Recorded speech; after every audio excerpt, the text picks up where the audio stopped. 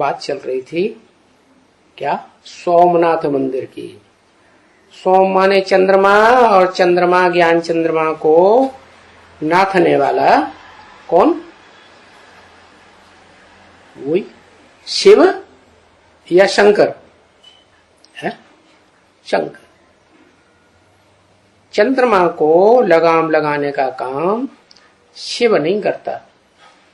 शिव का काम है शंकर के ऊपर सवारी करना, और शंकर का काम है चंद्रमा के ऊपर कंट्रोल करना। हाँ, बचपन की बात दूसरी है। बच्चा बुद्धि है, उतना विकसित बुद्धि नहीं है, कम कला की आत्मा है, अधूरा चंद्रमा है, तो बच्चे को प्यार दिया जाता है तो मस्तक पे धारण कर लिया। सभी माँ बाप ऐसे ही करते हैं। जब पावरफुल बनता है तो फिर सर के ऊपर थोड़े ही चढ़ाते हैं। पावरफुल बन गया, समझदार बन गया, तो समझदार बच्चा बाप को रिगार्ड देगा या बाप बच्चे को विशेष रिगार्ड देगा? कौन नमस्ते करेगा? बच्चा जो है वो बाप को नमः बुद्धि झुकाएगा। तो ऐसे ही दिखाया है कि ये जो भारत में सोमनाथ मंदिर पहला पहला बना, पहला पहला यादगार क्यों बना?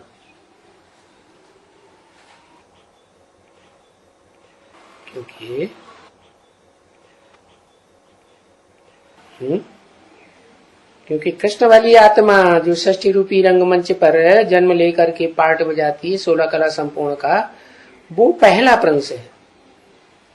इसलिए उसी की यादगार में ये सोमनाथ मंदिर बना, ताकि लोगों को पता चले कि सोम का भी बाप, चंद्रमा का भी बाप सूर्य है। फिर माता कौन है?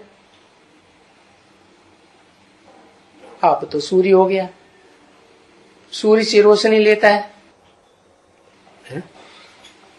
जो बुद्धि की पावर आती है बच्चों में, वो कहां से आती है? देह की जो पावर आती है वो भी कहां से आती है?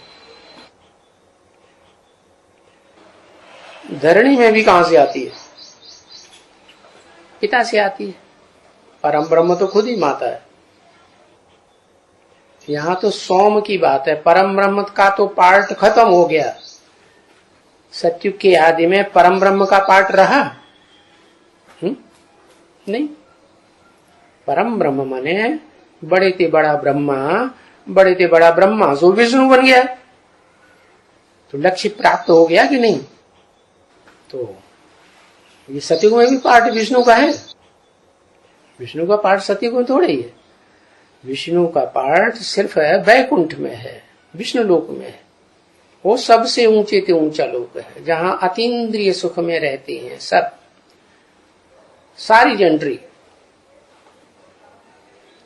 लेकिन जब सतयुग शुरू होता है, पहला सीन ब्रॉड ड्रामा का, तो उसमें कृष्ण वाली जो आत्मा है वो 16 कला संपूर्ण पहला देवता बनता है। तो उसको जन्म दिया। उसको देह में बांधने वाली आत्मा कौन? क्योंकि मां के पेट में तो पहले देह बनती है, 5 तत्वों का पुतला तैयार होता है, या आत्मा प्रवेश करती है। पुतला तैयार होता है, तो पुतला तो उसमें ज्यादा खर्चा किसका होता है, माँ का या बाप का?